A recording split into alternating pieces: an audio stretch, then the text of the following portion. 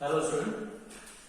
तो last video में हमने डिस्कस किया कि सेविंग फंक्शन क्या है और सेविंग फंक्शन को हम कंजप्शन फंक्शन से कैसे कैलकुलेट करते हैं। कुछ कुछ केसेस में ये भी पूछा जाता है कि सीएफ कंजप्शन फंक्शन को सेविंग फंक्शन से कैसे आप डिराइव करेंगे। तो हम इसमें देखते हैं, हमने बोला y is equal to C plus S. Okay, अब क्योंकि हमें कंजप्शन फंक्शन डिराइव करना है, यानी कंजप्शन डिराइव करना है, तो हम फॉर्मूला बनाते हैं y minus saving equals to consumption. अब ये हम डिराइविंग देख रहे हैं कंजप्शन फंक्शन को सेविंग फंक्शन से कैसे डिराइव करेंगे। अब आप क्या करेंगे, इसी को दोबारा लिखेंगे, दिस इज y माइनस और सेविंग का फंक्शन लिख देंगे a plus 1 minus b y, इस तरह से लिख देंगे।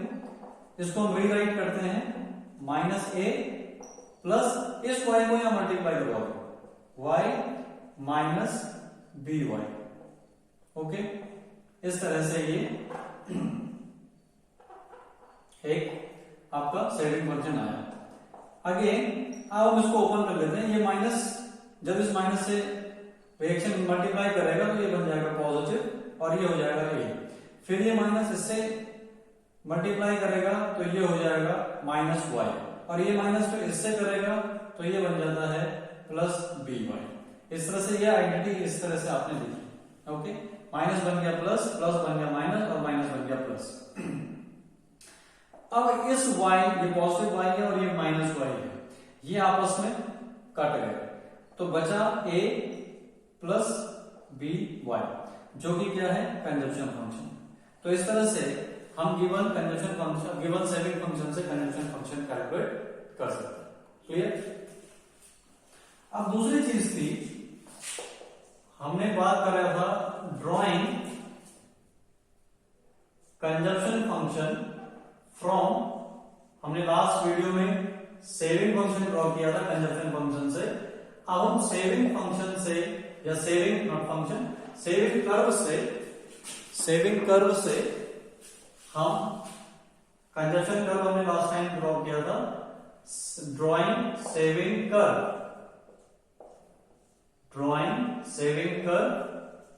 From consumption curve. ओके, अब हम ड्रॉ करेंगे, ये हमने लास्ट वीडियो में कर लिया। अब हम ड्रॉ करेंगे drawing consumption curve from saving curve. आपका कंजप्शन कर्व हम ड्रॉ करेंगे सेविंग कर्व से। ये हम कर चुके, ये हमने यहां पे करना है और ये हमने यहां पे किया। ओके, तो इसके लिए हम एक छोटे से ग्राफ को बनाएंगे। ये आपका एक ग्राफ है और एक और नीचे ग्राफ बनाएंगे, दूसरा ग्राफ। ओके, सो इस ग्राफ पे यहां पे है ni, इसको थोड़ा और नीचे बना देते हैं या इसको थोड़ा ऊपर कर लेते हैं। ये एक कर्व है। इस ग्राफ पे यहां पे इस एक्सिस पे है ni यानी नेशनल इनकम और इस एक्सिस पे है s।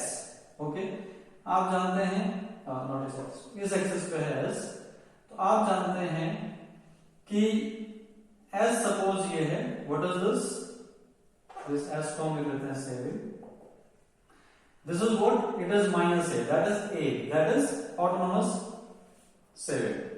और जहां पे सेविंग कर्व y को काटता है, सपोज ये पॉइंट है और इस तरह से आपका ये सेविंग कर्व है। ये है s minus a plus 1 minus B Y, ये आपका सेविंग कर्व है। Okay, this is saving curve. Okay, अब हम क्या कर रहे हैं, इससे हम कंजप्शन कर्व ड्रॉ कर रहे हैं। तो कंजप्शन कर्व ड्रॉ करने के लिए हमने एक ग्राफ बनाया। इस ग्राफ पे हमने ni शो करा, इस पे क्या शो करना है कंजप्शन। ना ये जितना a है, जितनी ये डिस्टेंस है a की, उतनी ही डिस्टेंस यहां से 0 से ऊपर की तरफ आप लेंगे। सपोज दिस इज a, तो ये आपका पॉजिटिव a हो जाएगा क्योंकि कंजप्शन फंक्शन में a पॉजिटिव है, सेविंग में माइनस है। ओके, उसके बाद आप यहां पे एक 45 डिग्री लाइन खींचेंगे। दिस इज एएस, हमने बार बार इसके बारे में बात करी है। दिस इज एएस यानी कि वाई। ओके, कितने डिग्री लाइन है ये 45 डिग्री लाइन है हर बार पिछली बार। अब आप क्या करेंगे, ये जो पॉइंट है जहां पे सेविंग कर्व ने एनआई को इंटरसेक्ट करा, इससे एक लाइन परपेंडिकुलर ऐसे ड्रॉ करेंगे यहां, ओके, और यहां से इस पॉइंट से ये वाला पॉइंट मिलाते हुए एक लाइन ड्रॉ करेंगे, सपोज दिस वे। सो ये वाला पॉइंट आपने ड्रॉ करना है, तो आपने एक लाइन ड्रॉ करी इस तरह से। तो ये जो आपका कर्व बना, ये कर्व है C = A + BY, ओके। ये क्या है, ये है कंजम्पशन कर्व। क्या करा, सेविंग कर्व बनाया, जितना ये है उतना ही ये ऊपर लिया पॉजिटिव एक्सेस पे, ये नेगेटिव एक्सेस है। उसके बाद जहां पे सेविंग एनआई को इनकम को इंटरसेक्ट करती है, उससे आपने परपेंडिकुलर ड्रॉ किया। अगर ये y1 है तो ये भी y1 है, ओके। और इसको आपने क्या किया, इस पॉइंट को, जो ये पॉइंट आपको मिला यहां से, इस पॉइंट को इस पॉइंट से जोड़ते हुए एक लाइन ड्रॉ कर दी। तो ये आपका C लाइन आ गई इन कंजम्पशन, और ये आपके आ गया A। इस तरह से आप कंजम्पशन कर्व को ड्रॉ करेंगे सेविंग कर्व्स। तो ये क्वेश्चन आपके कई बार आते हैं, ओके। तो ये आपका कंजम्पशन डिमांड हो गई है, इसमें हमने कंजम्पशन फंक्शन देखा और सेविंग फंक्शन देखा। क्लियर? हमने, आप याद कीजिए, यू रिमेंबर इट, शुरुआत में हमने डिस्कस किया था द वेरी फर्स्ट थिंग कि जो एडी है उसके दो कंपोनेंट है C + I। तो C कंपोनेंट को हम डिस्कस कर लिया, consumption function, saving function, MPC, APC, MPS, APS, graph and all that. अब हम बात करेंगे I की, दैट इज इन्वेस्टमेंट। ये क्या है, इन्वेस्टमेंट डिमांड, इन्वेस्टमेंट डिमांड। और ये कौन कर रहा है, it is by business firms, क्योंकि ये 2 सेक्टर मॉडल है, तो बिजनेस फर्म्स इस डिमांड को क्रिएट करेंगे, ठीक है। And it is autonomous, it is assumed to be autonomous, it is assumed to be autonomous। ये ऑटोनॉमस है, यानी जब आप इसको लिखेंगे I, तो इसके ऊपर एक बार लगाएंगे, बार लगाने से क्या होगा, ये ऑटोनॉमस बन जाएगा। What is autonomous? ऑटोनॉमस का मतलब it is independent of Y। ये Y से रिलेटेड नहीं है, Y यानी इनकम से, नेशनल इनकम से रिलेटेड नहीं है, ये इंडिपेंडेंट है, ओके। तो इसके बारे में बहुत ज्यादा डिटेल में नहीं जाना है। इन्वेस्टमेंट डिमांड क्या होती है, डिमांड फॉर कैपिटल स्टॉक होती है जो बिजनेस फर्म करते हैं, और वो इस केस में क्या है, कांस्टेंट है। आपको जो भी क्वेश्चन पूछा जाएगा उसमें इन्वेस्टमेंट डिमांड आपको मेजॉरिटी क्वेश्चंस में गिवन होगी, आपको ये दिया होगा। अगर हम इसका ग्राफ बनाएं, तो अगर ये आपका एक ग्राफ है, if this is the graph, अब हम ये देख रहे हैं कि इन्वेस्टमेंट डिमांड को कैसे शो करेंगे। ये ग्राफ, जिस ग्राफ पे ये क्या है, एनआई है, और इस ग्राफ पे यहां पे क्या है, कंजम्पशन है, और क्या है, इन्वेस्टमेंट है, ओके। कंजम्पशन एंड इन्वेस्टमेंट है। तो जो इन्वेस्टमेंट है, वो इन्वेस्टमेंट एक सीधी लाइन बनाएगा इस तरह से, assume it to be straight line। तो this is I, it is a straight line, okay. I investment. जबकि आपको ध्यान होगा कंजम्पशन कैसे कर बनाता है, कंजम्पशन बनाता है ऐसा कर, दिस इज C, इसमें ये क्या है, दिस इज A, कंजम्पशन का कर्व, ओके। तो this is I curve and this is C curve. Clear?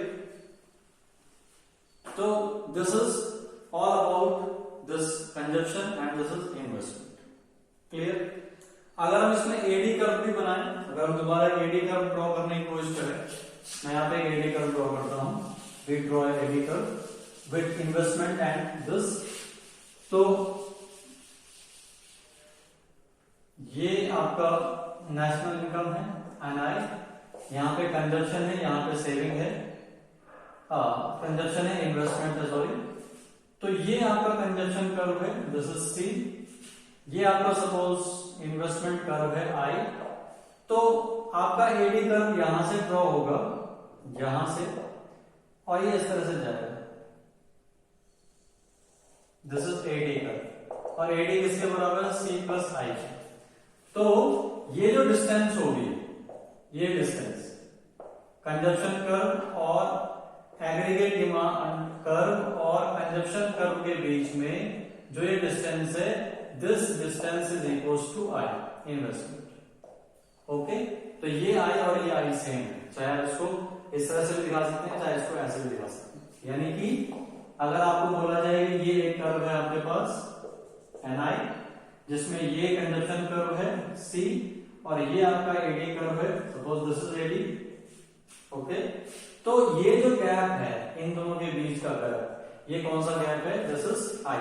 ये क्योंकि सेम है, कांस्टेंट है, इसलिए ये दोनों लाइनें क्या होंगी, पैरेलल होंगी। इस तरह से इसको ड्रॉ करें कि दोनों लाइनें पैरेलल है। This is consumption curve C is equals to A plus BY and this is AD curve C